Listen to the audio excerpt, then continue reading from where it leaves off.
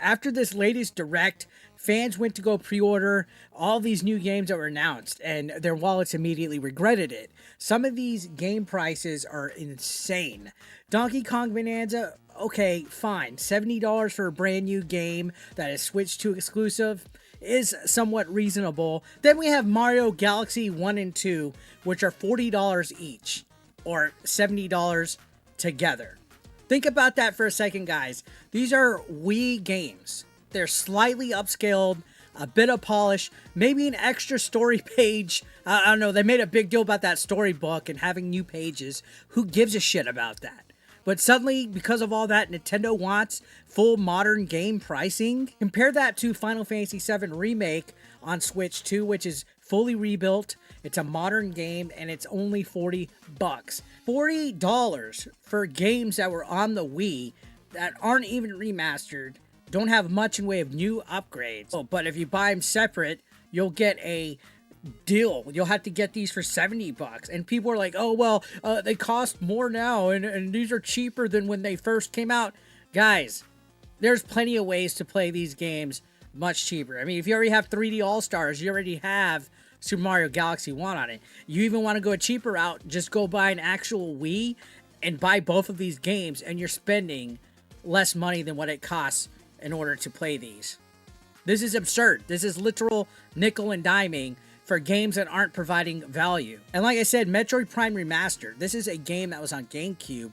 It got a remaster. It's in HD. It looks better. It has substantial upgrades, substantial quality of life changes to it. And it's priced at $40, which is a better value than you're getting for each of the Mario Galaxy games. And don't get me wrong, I love Mario Galaxy 1 and 2. But Nintendo is literally taking advantage of people with their pricing structures because they know nostalgia sells, and it makes absolutely no sense at all. Okay, not all games are created equal. How can a remaster be $40, but a game that you barely touch it and do anything to is also $40? Is it because it has Mario in the title? Then there's the Virtual Boy add-on. Let's break this down, guys. You need $100 to play a handful of Virtual Boy games released over time. You're not getting them all at once. And it's a basic plastic clamshell. It doesn't even have any electronics in it. There's no value at all. This is not a real Virtual Boy. It's literally an empty shell of probably old spare parts that they've had, and it has no value.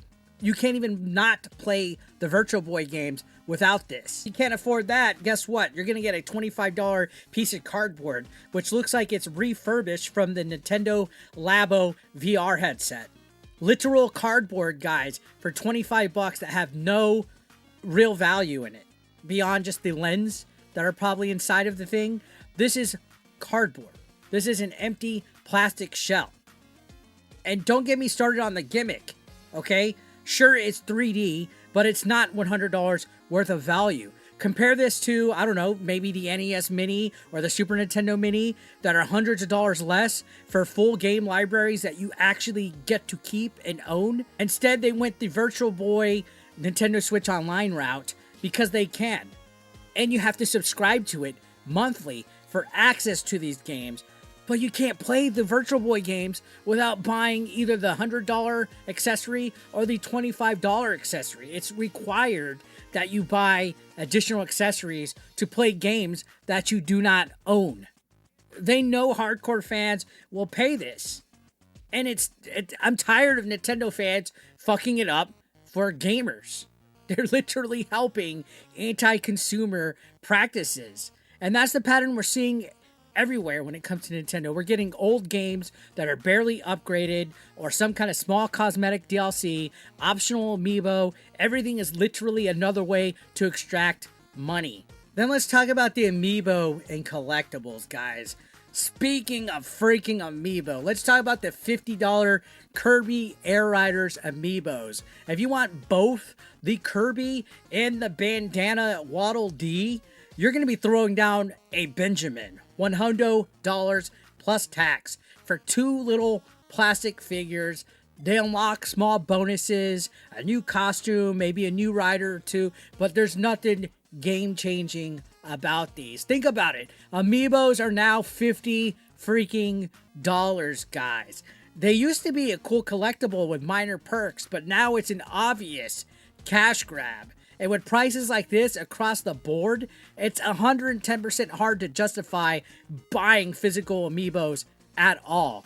Meanwhile, the same exact money could buy multiple games. Literally, $100 could get you the Mario Galaxy 1 and 2 that are $49 each, a couple of Switch 2 games, instead of 2 toys that barely impact your gameplay. Like, these aren't even required. These are just optional cosmetics that are overly priced. This is a big reason why fans are frustrated with Nintendo, guys. It's not just the cost, it's the principle. Nintendo's showing us that they care more about extracting money than about giving fans real value. Oh, they could switch their little vehicles. Oh, these are bigger than regular. No, get out of here, okay? Amiibos is the biggest scam out there now. And I don't even support them. I used to be a big Amiibo guy. I can't justify $50 for Kirby Amiibos. Kirby better come out and suck me off if I'm spending that much.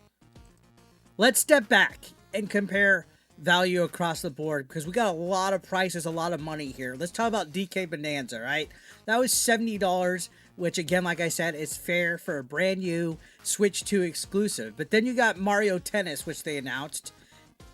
It's $70. It features a new adventure mode, lots of content. All right, I'll be fair with that. That's also reasonable. But then let's look at Mario Galaxy 1 and 2 again. $40 each for Wii games, right? Minor upgrades. Got Metroid Prime Remastered, which is a full remaster. It's $40. The math doesn't add up. Like I was saying, Nintendo is pricing based on brand name and nostalgia. Oh, it has Mario in it? We gotta up it up. We gotta give it Nintendo tax. It's not on content. It's not on effort. That's why Mario Kart World is also $80, because it's Mario Kart, and they knew everybody would want to buy it. They have us by the balls, guys. The Switch 2 is shaping up to be an expensive console era, and Nintendo is leaning on every opportunity to monetize fans, whether we're old or new. And I'm starting to really see how scumbag of a thing Nintendo is doing now. Like, it literally is pissing me off.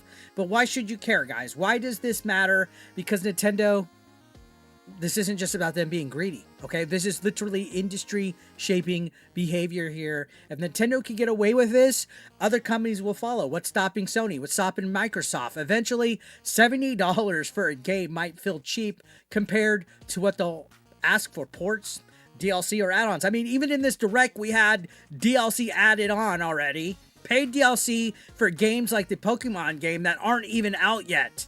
How is that possible? How is there DLC for a game that's not even out yet? And the Donkey Kong Bonanza DLC feels like it was content cut from the game, because that game just came out 2 months ago. How is there already DLC, except that it was probably cut out from the final game? They're not fooling us, guys. This affects all of us. It affects me, affects you as a fan. If you're spending hundreds every year to keep up with releases, buy collector's items, maintain your library, this pricing strategy eats your hobby alive. And fans don't just pay once anymore. They're paying literally at every turn.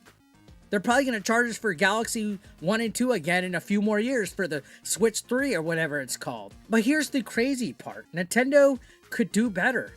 They could price Galaxy 2 at $30 or offer more GameCube editions on Switch Online.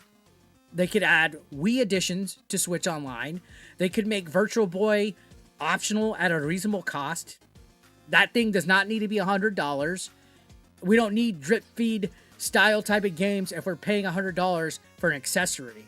They could treat Amiibo as true collectibles as well, not cash grabs, but instead they're relying on our loyalty, guys. And that's not an excuse. I've seen people in my chat, they just know Nintendo fans will buy it. No, that's bullshit, all right? Their love for Mario, Donkey Kong, and nostalgic systems shouldn't be taken advantage of. It's not sustainable if fans eventually push back. And that's what I hate about Nintendo fans. You guys settle for slop. You settle for a toxic relationship with Nintendo. Nintendo will always make great games, guys. Switch 2 is going to be a fantastic console. But right now, their pricing strategy shows that they love our wallets more than our fandom. And sure, capitalism, right? And that's why we have to pay attention. So here's my question. What's the worst offender right now out of you seen? $50 amiibo, $100 Virtual Boy, $25 cardboard, $40 Mario Galaxy? Drop your answer in the comments down below. I'll be reading. I think the cardboard is pretty insane, but that's just me. Until next time, don't forget to hit that like, that dislike, subscribe, and I'll see you on the next one, guys. Thank you so much for watching. Peace out.